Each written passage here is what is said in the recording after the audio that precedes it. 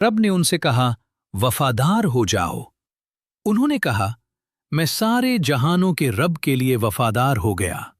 और इब्राहिम ने इसी बात की वसीयत अपने बेटों को की, और याकूब ने भी अपनी औलाद को की। ऐ मेरे बेटों, बशर्ते अल्लाह ने तुम्हारे लिए यही दीन चुना है, तो तुम इस्लाम वफादार की हालत में ही मरना। क्या तुम मौजूद थे जब याकूब की मृत्यु का समय आया? जब उन्होंने अपने बेटों से कहा, तुम मेरे बाद किसकी इबादत करोगे?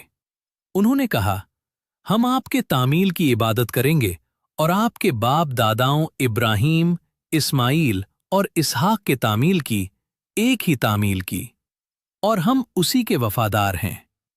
वो एक जमात थी जो गुजर चुकी, उसके लिए वही है जो उसने कमाया, और तुम्हारे लिए वही है जो तुम कमाओगे, और तुमसे उनके आमाल के बारे में सवाल नहीं होगा। और वे कहते हैं, यहूदी या ईसाई हो जाओ तभी हिदायत पाओगे। कह दो, नहीं, बल्कि हम इब्राहीम के दीन का तामील करते हैं जो सीधे थे, और वे मुशरक में से न थे। कह दो, हम ईमान लाए अल्लाह पर और उस पर जो हमारी ओर उतारा गया, और उस पर जो इब्राहीम, इस्माइल, इसहाक, याकूब और उनकी औलाद की ओर उतारा गया, और जो मूसा और ईसा को दिया गया, और जो दूसरे नबियों को उनके रब की ओर से दिया गया। हम उनमें से किसी के बीच इम्तियाजी सुलूक नहीं करते, और हम उसी के वफादार हैं।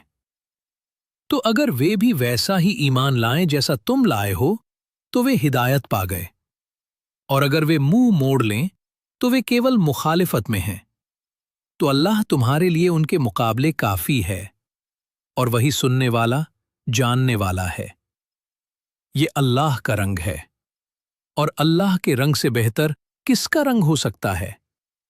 और हम उसी की इबादत करने वाले हैं।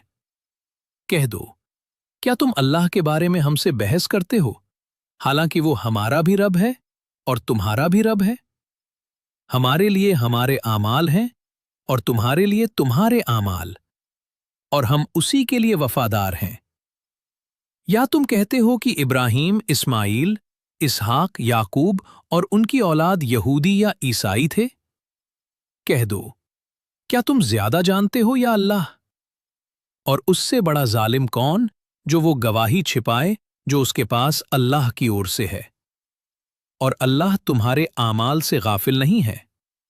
वो एक जमात थी जो गुजर चुकी, उसके लिए वही है जो उसने कमाया, और तुम्हारे लिए वही है जो तुम कमाओगे, और तुमसे उनके आमाल के बारे में सवाल नहीं होगा।